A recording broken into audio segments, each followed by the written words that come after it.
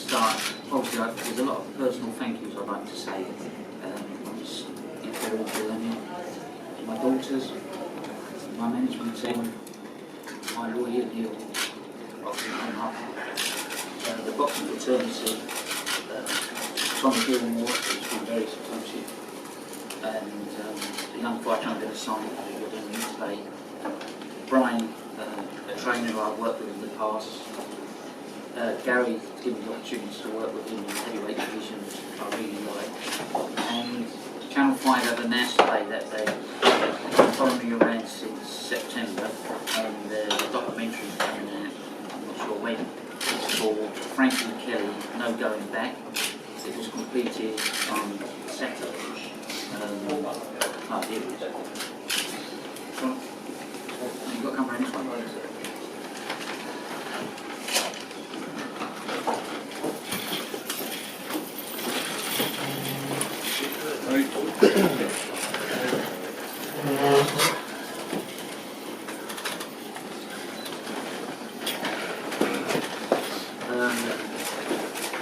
So that's it up to now, and now that obviously I feel sort of complete in myself and happy with myself, the one thing that was missing in my life was something that I really enjoyed, and that was my love for boxing. And I really had no intentions of coming back to boxing, if I'm honest, but this young man and his trainer and a very good family friend over there kept texting me and sending me messages saying, Kelly, we've got a young fighter that wants to go into boxing and wants to be managed by you. And I kept saying no, and then out of the blue, the three of them turned up on my doorstep one Sunday morning. They came in, we sat and we spoke for ages, and eventually young Tony Jones, age 23, made me make that commitment that I would come back to boxing. First I checked his record out to make sure that he had the potential, because I just don't want to come back and, because to me I have been sort of, if I put it in football terms, I've been the manager of Manchester United, and now I'm going to start managing Nuneaton Borough, so I've got to start down the bottom, and there's no getting away from that. So the opportunity and the personal challenge for me is very big, and I made a commitment to young Tony, who will speak and tell you about himself in a minute. He is related to the famous Colin Jones, that's his second cousin, it's his second cousin, so, and I've watched videos with him, he's got a great left hook just the same as Colin Jones. And we'll move forward, he'll make his pro debut, which I will let Tom talk about. And then when I told Tommy I was going to come back into boxing, he said, well, you started working with me with Gary Paunch. He said, heavyweight, your favourite weight? And I said, yeah, but I haven't got any TV at the moment. He went, don't worry about that. With the knowledge you've got, and it'd be great fun, he said, to work with him. And eventually talked me into it, and we spoke to Gary, and Gary, who has appeared on a couple of my shows, because he was working with me in the early days, so I think you've been on about 2 or 3 shows, didn't you? Yeah. Yeah, and he's undefeated in 20 fights. And then I looked at the possibilities, thinking, what's out there?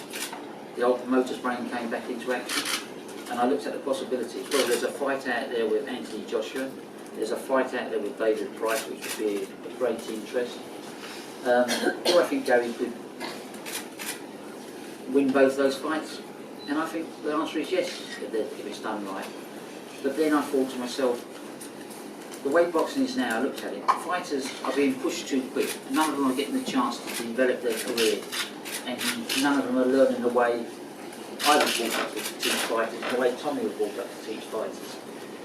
So I'm going to really go back to the real basics again and start at the very beginning. Nurturing Tony's career, obviously with Tommy moving Gary's career direct. Is the Pricey fight and the Joshua, sorry. Shows how much I've been following. And Joshua, is it really of great interest?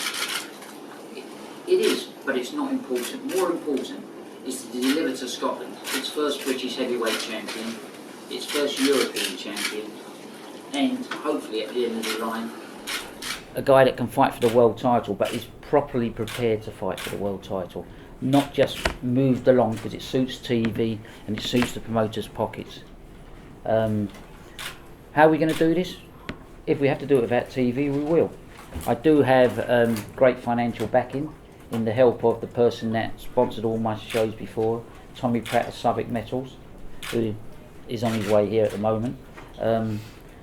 So there is no problem, and I've had a couple of production teams approach me about doing a documentary about coming back into boxing and developing these fighters' career.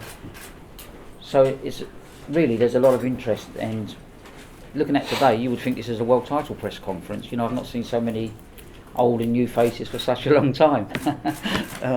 So I look forward to building our relationship up again together and moving forward. So with that, I will let Tony speak first. What do you want me to say? Say what you like. Tell them what you like. Tell them about yourself, what you've done as an amateur. I don't know where to start, man. I was speechless. He's nervous because he became a dad on Monday as well, Yeah, to a little baby daughter. All right, Tony's had 35 amateur fights. He's won 24 of them. He lost in the ABA semi-finals to Khan's brother on points.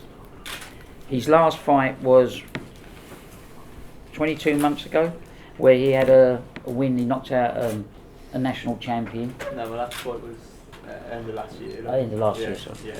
And he hasn't fought since because his style is more suited to the pro ranks. You know, there is a touch of the Colin Jones in him with that left hook, so it's going to be very interesting. And he's going to make his debut, which Tommy will tell you about. And that's where we are. So it's a really interesting fight. Gary has had 20 fights and won all 20, and I think he could step in the ring tomorrow. We actually got a phone call last night saying, would he like to fight David Price in June? Well, the answer to that is no, because you know, when he goes in, he's going in there to win the fight, to be ready to it, because that's very important to me, to be successful in coming back, because I think it's even a bigger challenge for me now, being female than it was as a male. So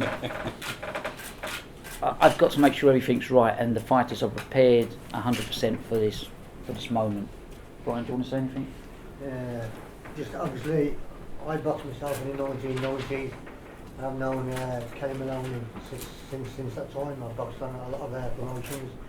I actually boxed Paul Ingham on one of the promotions, and being an away fighter, you know, looked after very good by obviously the promoter, but Kellie looked after me tremendously, and I had no doubt in getting Tony to turn professional with Kellie.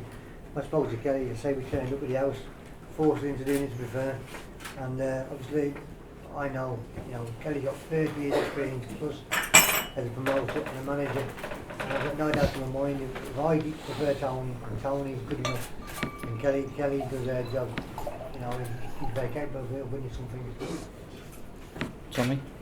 Yeah, well, the young boy here, he's going to make his pro debut on my son's show on the 23rd of May at the Bella Houston Sports Centre in Glasgow. It'll be top to bill by Gary.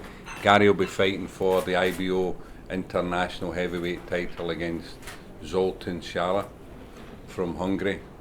It's a big step for Gary because it will allow him to step into the top 50 in the world if he wins the fight. And that's quite a step. Gary's background really, he'd 9 amateur fights which he won them all, but because he's size and because we've never produced any heavyweights in Scotland. In the history of boxing, there has been no heavyweight ever boxed for the British title. The nearest that ever happened was Ken Shaw in 1949 when he boxed against Freddie Mills. So that's the nearest Scotland has ever got to a heavyweight.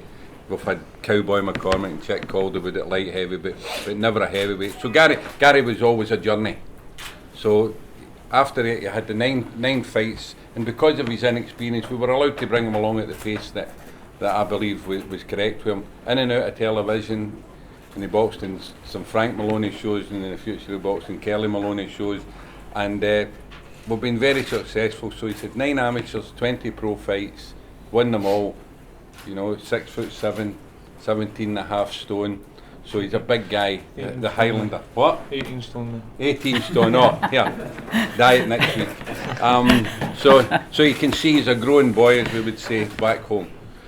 So we think that the time is now right. He's been pro for 4 years. He's done everything that's been asked of him. We can only create the opportunities, give him the opportunity. And as Kelly had said earlier, you know, the opportunities at heavyweight can come quite quickly and get you into situations. So Gary's not a wee boy, you know, it's what, 27? 28 years of age, so we're about ready to start moving him on. And this fight in Glasgow on the 23rd of May will be the first in our journey to get him an opportunity for a major title. So that's how we've brought Gary. He's been fine. He's appeared in television in numerous occasions, but because of the way we done it, we could move him in and out, and we didn't lose fact that he'd only 9 amateur fights, but everything that's been put in front of him, he's beat them. So we can ask for no more, and at least we've got an undefeated somebody with a 0, and as long as you've got a 0 at the heavyweight division, you've got an opportunity to step into big situations. So between fights and the proper sparring and training, then we think the next 18 months to a year, you know, we hope to come to a conclusion on the journey. So I don't know if Gary's got anything that we'd like to. I think so or not. I think we've covered it all. Aye. Just throw the open for questions. Kelly, you've enjoyed great success in the United States previously with Lennox Lewis. Would you like to bring your fighters to the United States? Do you think the American public would be supportive of you personally as the British public? Well, it's not a matter about being supportive of me, it's a matter of being supportive of the boxers. If I do my job right, the answer is yes. I've had a number of meetings with people I've worked with in the States previously. You know, I've been to the States, I've met with a number, and one of the most encouraging people is Kathy Duver, whose late husband Dan Duver taught me all I knew about heavyweight boxing, and she's offered to work with me. I've had a chat with a couple of other promotional organisations in the United States, and we are in chats at the moment with some, as well as some big European promoters. There seems to be quite a lot of interest to work with myself and with the fighters that I've got. Yeah, our ambition is obviously, you know, to go to America and fight, because that is where, for heavyweights, the big money is, and if we can get there, you know, it's job well done. How tough would we feel within the fighters as names, seeing as you haven't got the TV exposure? Sorry? How tough will it be building the lads as fighters, seeing as you haven't got TV exposure? Well, if we get the documentary deal done, they will get a lot of exposure. But nowadays the whole world has changed. There's the internet, there's social search, there's YouTube. You know, you've got to start looking at different ways now of promoting. I've never been frightened to take on the establishment, and I'm not frightened to do that again. I don't think it's going to be a problem. I think these two fighters are going to be under a lot of scrutiny because of the person who's promoting them and working with them, at least for a year. So I think their exposure will generate itself. I mean, look at the press conference here today. I don't think you'd get this many if you was to call a British title fight or a European title fight. So maybe I'll have to think of some other gimmicks to do as well. What sort of reception are you expecting in general from the British boxing public? Very good. From the whole of the British situation, it's been very good. The public response has been first class. I think it's opened up people's eyes to a gender issue, and I can't say enough about the response I've had in the British public. Kelly, how nervous were you about taking that step back into boxing? Very nervous, and I still am nervous, because I know, you know, there's the establishment out there. I've seen some interviews by certain promoters who have been desperate to say something, but they can't say it because of the political correctness situation. But you can tell by the little glint in their eyes and some of the little snide remarks that have been made on their interviews that they'd like to say something. But hey, let's get on with it now. I'm really looking forward to the challenge of moving from Nuneaton back up to the Premiership. Do you think you'll be received any different now to when you were Frank Maloney? I think a little bit, but the difference that what's not lost is the 30 years knowledge in my head, you know, so I do find you do get treated a little bit different and looked at a little bit different, but I will take all that in my stride.